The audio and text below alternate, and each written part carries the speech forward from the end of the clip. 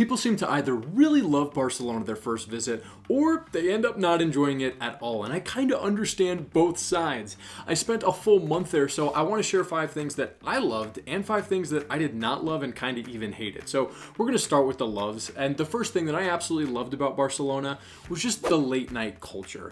Out of all 30 countries that I've lived in the last few years, Spain, and Barcelona in particular, has officially dethroned everywhere else in terms of late night culture. People seriously just do things late, stay up late, even routine things like dinner. Dinner doesn't happen at like 5, 6, 7, even 8 o'clock here. No, dinner happens at like 9 to 10:30, somewhere in that range. Even an 11 p.m. dinner is not that far out of the question. Most restaurants are actually even closed around that 5 to 6 p.m. range, unless they're catering to tourists. So there's a tip there: avoid any restaurant if you're trying to avoid tourist traps, if they're open around 5 or 6 p.m. But it's not just old people, it's young people, kids, elderly, and everyone in between. It is just a late night city. The beaches are always packed, the restaurants are packed, bars are packed, streets are full of life. It is just a really cool energy and fun late night culture that I just really enjoyed. And the second thing I loved kind of expands on that late night culture.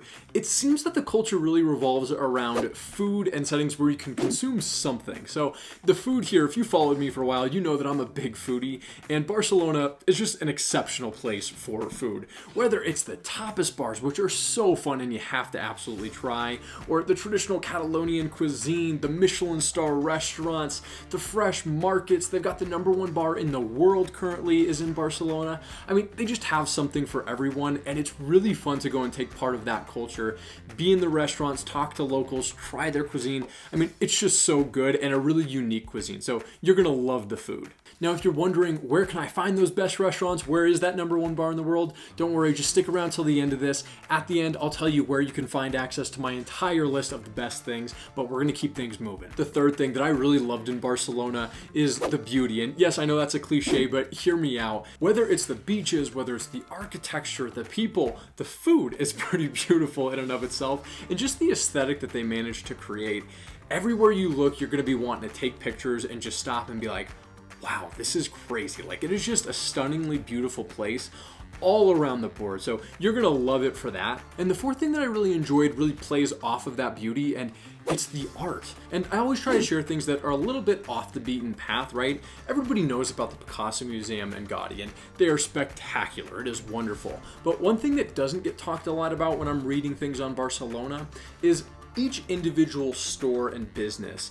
You know, when you're like closing up shop and you kind of have like that metal cover that comes over to make sure nobody robs the place, rather than just have these big ugly pieces of metal protecting the business, they turn those into art. So you'll get a wide range of this street art on these like metal cover things, and I just had a blast walking through town and experiencing the different art. There's beautiful murals all over the place. So if you're somebody who enjoys seeing art, not just in museums, but also all over town, you're really gonna love Barcelona. And the fifth thing that I really, really love about Barcelona is just how accessible their airport is to downtown. One of my biggest pet peeves is when you fly into a place like London Heathrow and you're like, okay, I just did this big long international flight and oh my god, I still have an hour drive to get to the actual city. That you don't have to worry about in Barcelona. The airport is under 20 minutes away by taxi. There's also a metro, so it's just super, super accessible. But that leads us into the things that I actually hate, and I have a bone to pick with their airport. So get this. I do the long international flight and I land, and now it's time to catch the ride into the city, right? And I'm like, great, this is gonna be a 20-minute ride. Where do I need to go? I look at the taxi line and it's like 200-300 people deep. I'm like, I don't want to deal with that. I'm good with rideshare. So we start following the signs to the rideshare and we call an Uber.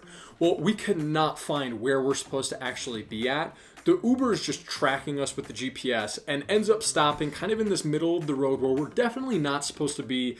We beeline for the Uber and we're like, okay, we're hopping in. People are yelling at us. We definitely were not where we were supposed to be. But a few weeks later, I wanted my sister to get to experience Barcelona, so I flew her out and I went to go meet her at the airport to pick her up.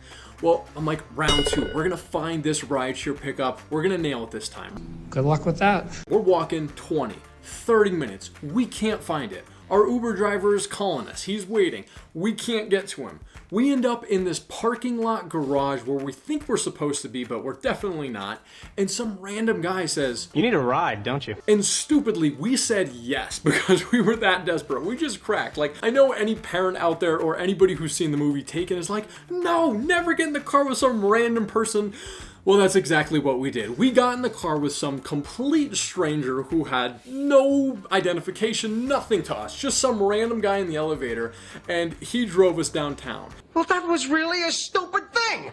Now, luckily, it totally worked out. We got there in one piece, safe and sound, but that was a stupid risk for us to take and a risk that nobody should have to take. So, hate number one, Barcelona Airport. You guys have got to have better signage on where to go for the rideshare pickup, and until they do, I would advise all of you just stand in that taxi line because it's just not worth taking a risk like we took. I guess we'll just wait. Now, the second thing that I did not like about Barcelona was totally my fault, and that it's August closures.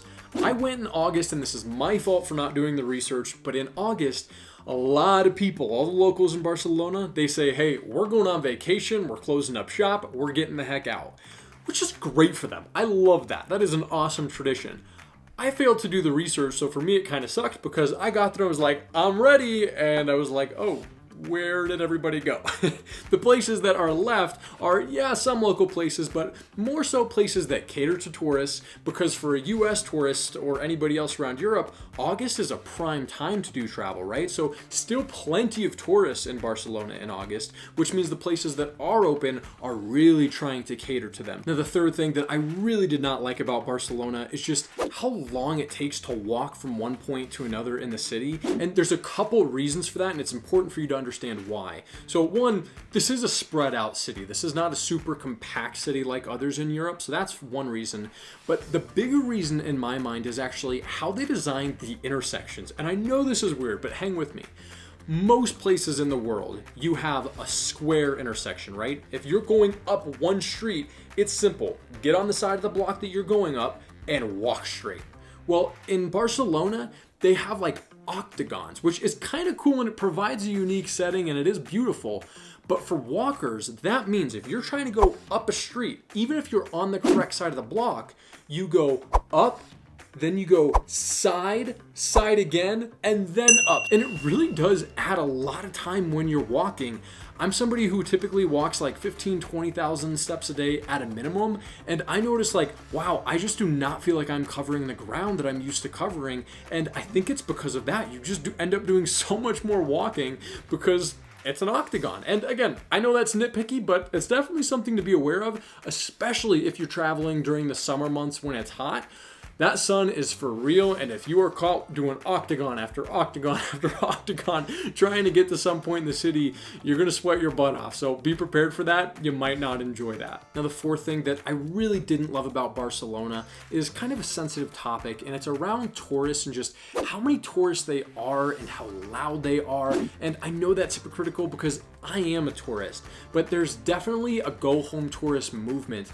You'll see signs that say go home tourist. You'll see signs in neighborhoods that say silenci, right? Silencio, be quiet. People are often really loud and obnoxious till 3 or 4 in the morning, and that's not the locals, it's the tourists. So it's great that so many people want to see Barcelona and learn about it, but if you are going, recognize the pain points that the locals are dealing with right now, and that there are higher rent prices with the digital nomad visa. There's just a lot of pain points for the locals, so be a respectful tourist if you go, and not like some of the folks who are unfortunately abusing the privilege of being in this awesome city. Another thing that I just found to be lacking in Barcelona was the lack of cafe culture.